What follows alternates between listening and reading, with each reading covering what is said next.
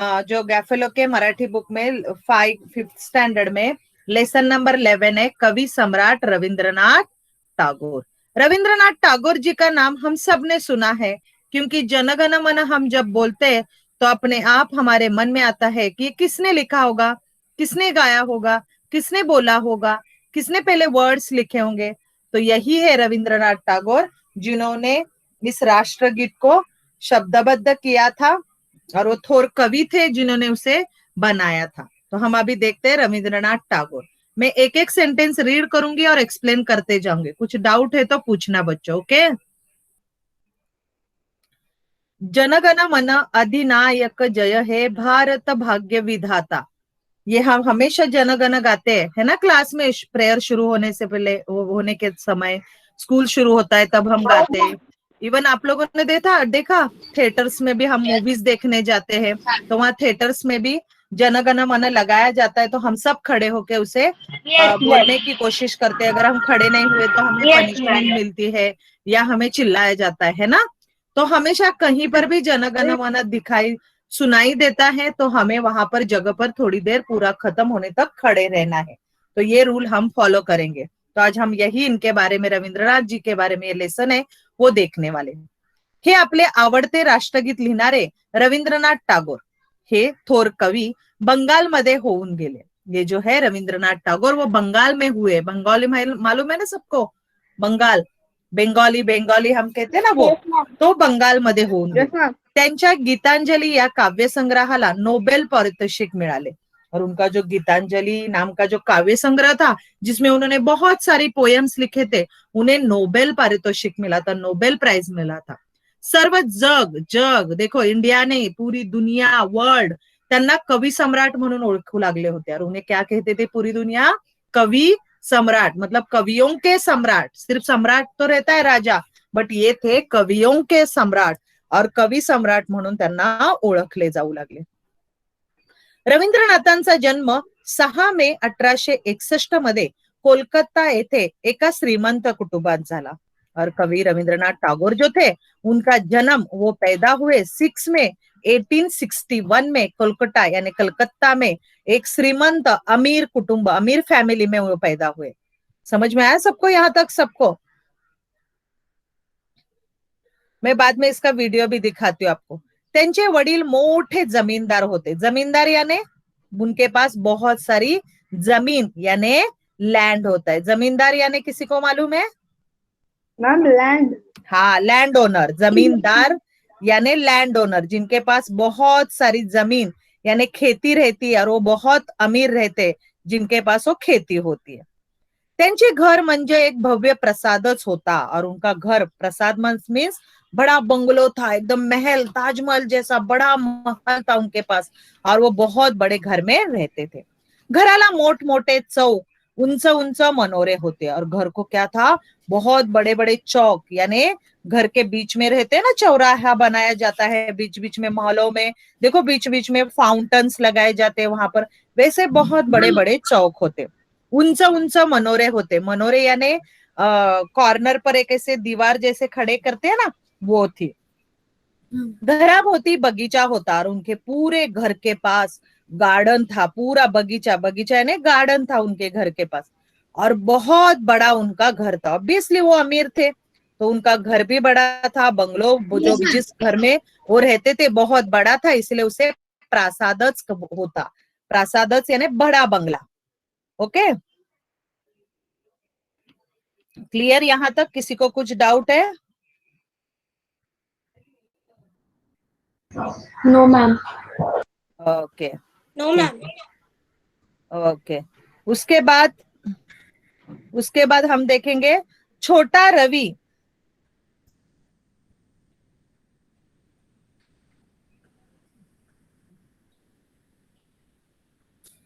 मनोरे, मनोरे यानी टावर। बच्चों, उंच उंच मनोरे होते, यानी बड़े बड़े टावर साइड में थे। उनका घर बहुत बड़ा था तो बहुत बड़े बड़े टावर्स यानी छोटे छोटे ऐसे बनाए जाते थे। याद है आपको? आपने बड़े पुराने घरों में देखे टावर जैसा साइड में बनाते, तो वो थे। Yes ma'am. हाँ, छोटा रवि वडिलांचा अतिशय आवडता होता। रवि यानी कोण? यही रविंद्रनाथ टागोर जी को घर में, हाँ, घर में पेट नाम से बुलाया जाता था, रवि। हेलो,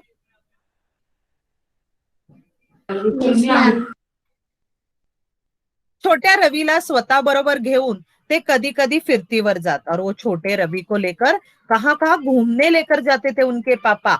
रविंद्रनाथ टागोर के जो पापा थे वो उन्हें रवि कहते थे, छोटा रवि। वडिलांबरोबरच रवीने हिमालयाची आकाशाला भिडणारी, और छोटा रवि था तभी वो हिमालय में बड़े बड़े जो माउंटेन है वहां पर गया था।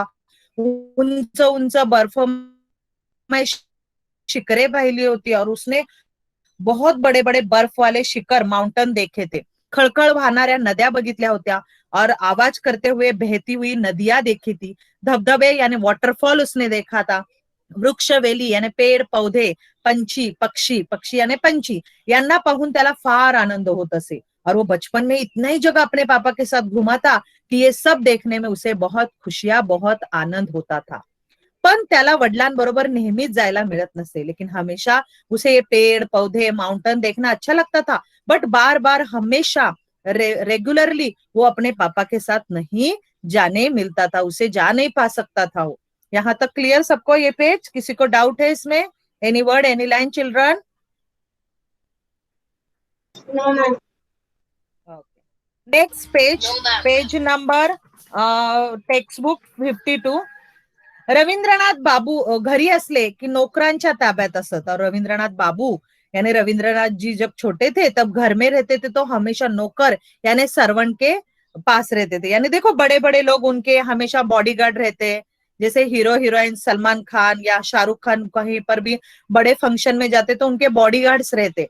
तो ऐसे पुराने जमाने में बॉडीगार्ड नहीं रहते थे, बट उनके घर इतने सारे नौकर चाकर काम करते थे, तो हमेशा सर्वेंट से घिरे हुए वो रहते थे, हमेशा उनके आजू बाजू सर्वेंट रहते थे। क्योंकि रविंद्रनाथ जी के घर की कंडीशन बहुत रिच थी, वो बहुत अमीर थे।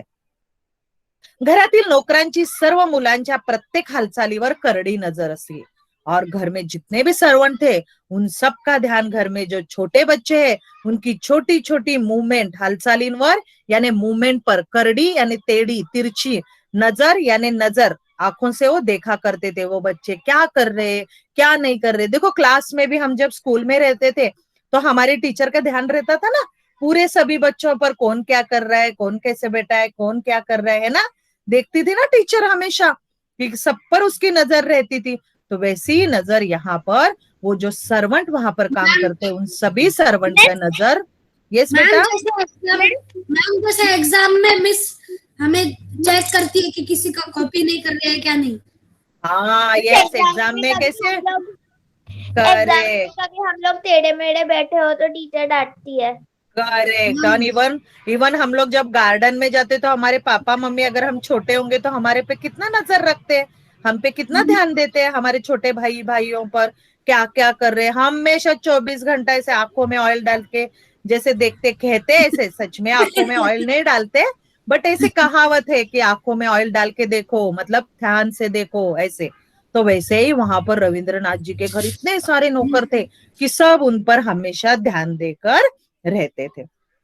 ते मुलांना घराबाहेर जाऊ देत नसत, और वो बिल्कुल ही बड़े घर के बच्चों को बाहर नहीं निकलने देते थे, कि घरात दंगाई करून देत नसत। अरे बाप रे, बच्चे दंगा नहीं करेंगे तो कौन करेगा, बच्चे मस्ती नहीं करेंगे तो कौन करेगा। और ये जो सर्वेंट थे ना वो उन्हें बिल्कुल दंगा मस्ती कुछ भी नहीं करने देते थे।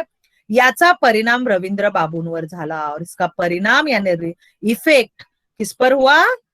हमारे रविंद्र बाबू पर हो गया। हाँ, वो सर्वेंट जो थे बिल्कुल मस्ती नहीं करने देते, बात नहीं करने देते, हम सीरियसली हमेशा सीरियसली रहने का ऐसे करते थे। त्यामुळे ते एक्कल कोंडे बनले। एक्कल कोंडे बनना यानी अलोन रहने की आदत होना, अलोन फील होना। और किसी को मालूम है एक्कल कोंडे यानी?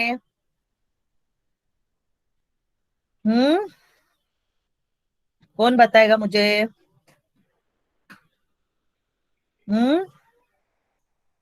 बताओ। मोनोलोगू मतलब अकेले फील होना, अकेला लगना, ऐसे। समझ में आया? Okay, next. अकेलापन। हाँ, अकेलापन, करेक्ट, अकेलापन लगना। अकेलापन लगना नहीं, अकेला रहने की आदत हो जाना। दिवसभर खोलीत बसून राहत, और हमेशा पूरा दिन वो कहाँ पर रहते थे? अकेला रहना, यस, वो रूम में बैठे रहते थे। शेजारी नौकर असे, और बाजू में कौन रहता था उनके? सर्वंट। नौकर। हाँ, नौकर, सर्वंट. मग खिडकीतून काय? Yes, servant. करेक्ट. मग खिडकीतून काय दिसेल ते पाहावे किंवा घराबाहेर काय चालले असेल याची कल्पना करीत बसावे. और हमेशा देखो, हमने पहले फोटो लेसन में भी पेज में देखा ना कि वो विंडो से बैठ के देख रहे बाहर क्या क्या दिख रहा है उन्हें, क्योंकि उनका महल ऊंचा भी था और बहुत बड़ा था, तो उन्हें वहां से नीचे क्या सब नजारे दिखते थे, लोग बच्चे क्या कर रहे हैं और लोग बाकी के आम लोग क्या कर रहे हैं। तो वो हमेशा विंडो में बैठ के ऑब्जर्व करते थे बाहर के नेचर को, या फिर थिंकिंग करते थे घराबाहेर काय काय चालले आहे, घर के बाहर क्या क्या चल रहा है त्याची कल्पना करीत बसावे. कल्पना यानी थिंकिंग करना, आइडियाज निकालना, सोचना कि क्या चल रहा होगा बाहर.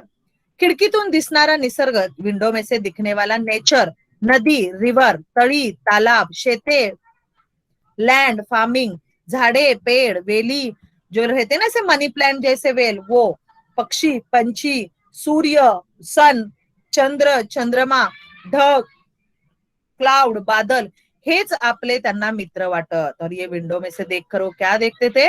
नेचर देखते थे, निसर्ग देखते थे, रिवर देखते थे, तालाब देखते थे, पेड़ पौधे, लोग, पंछी, इन सबको ऑब्जर्व करते थे, और यही उनके सब फ्रेंड्स थे. क्लियर यहाँ तक सबको? किसी को डाउट है वो पैराग्राफ में? ओके. पुढे ते शाळेत जाऊ लगले. अभी थोड़े बड़े हो गए, तो बड़े होके वो कहाँ जाने लगे? स्कूल गए. परंतु शाळेतील कडक शिस्त, लेकिन स्कूल में तो और डिसिप्लिन था, बहुत डिसिप्लिन था, एकदम स्ट्रिक्ट था स्कूल. गृहपाठ न केल्यामुळे होणाऱ्या भयंकर शिक्षा. और गृहपाठ यानी क्या रहता है बच्चों? Miss homework. अरे वाह, करेक्ट. तो होमवर्क न करने के कारण बहुत भयानक शिक्षा, पनिशमेंट देते थे टीचर, रागावणारे शिक्षक और हमेशा गुस्सा करने वाले शिक्षक. और इन सब की वजह से त्यांना शाळा म्हणजे कोंडवाडाच वाटे. और उन्हें स्कूल मतलब क्या लगता था बच्चों? कोंडवाड़ा. कोंडवाड़ा यानी उन्हें एकदम कोंडवाड़ा मतलब देखो आपके टेक्स्ट बुक में भी दिया है, यहाँ पर पढ़ो कोई तो एक. चलो, कोंडवाड़ा दिखा? प्लेस ऑफ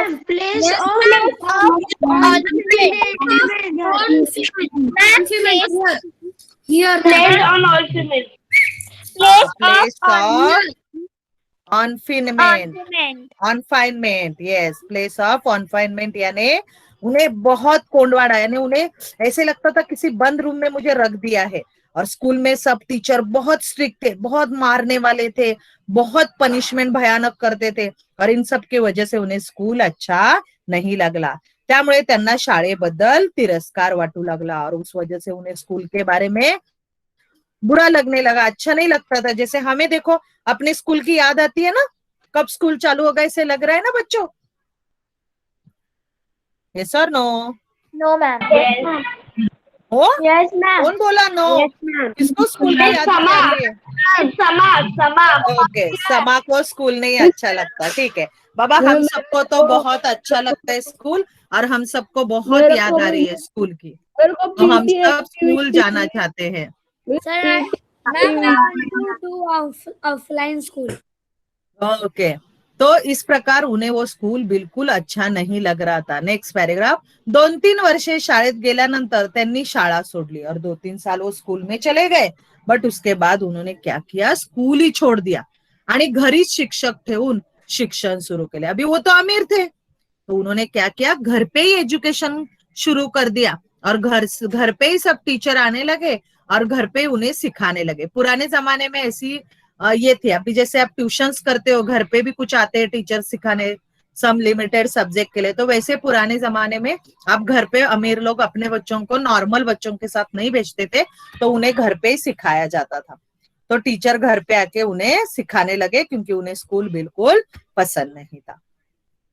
वयाच्या 8-10 वर्षापासून, अपने ईयर के 8-10 साल से कविता करू लागले, और घर में ही बैठे रहते थे, तो पोयम लिखने लगे. बहुत सारी पोयम उन्होंने लिखी. घरातील माणसांचे उत्तेजन मिळाल्यामुळे हळूहळू कवी म्हणून ते सर्वांना परिचित झाले और घर के जो लोग थे उनसे उत्तेजन, उनसे एनर्जी, उनसे प्रोत्साहन, उनसे एनकरेजमेंट मिला उन्हें घर के लोगों से, और घर के लोगों के एनकरेजमेंट की वजह से हळूहळू यानी स्लोली स्लोली वो कवि बनने लगे और सबको परिचय में भी आने लगे। बहुत अच्छी अच्छी कविताएं वो लिखने लगे, क्योंकि हमेशा 24 घंटा वो घर में ही बैठे रहते थे। उन्हें बिल्कुल नॉर्मल बच्चों की तरह नीचे जाना, नीचे बाकी बच्चों के जैसे खेलना वो अलाउड नहीं था। रविंद्रनाथ, सॉरी, क्यों अलाउड नहीं था उनको नीचे जाना? क्योंकि वो अमीर घर के बच्चे थे, कोई उन्हें नुकसान पहुंचा सकता था और उनके घर वालों को वो बाकी बच्चों के साथ मिक्स होना अच्छा नहीं लगता था, इसीलिए वो घर पे ही रहते थे। रवींद्रनाथांनी मोठेपणी बोलपूरच्या शांतिनिकेतन आश्रमात नवीन शिक्षण संस्था काढली और वो बड़े हो गए स्लोली स्लोली। तो उन्होंने क्या किया मालूम बच्चों, एक बेलपुर में अपने अमीर थे, उनके पास पैसा था, तो उन्होंने शांति निकेतन आश्रम शुरू किया।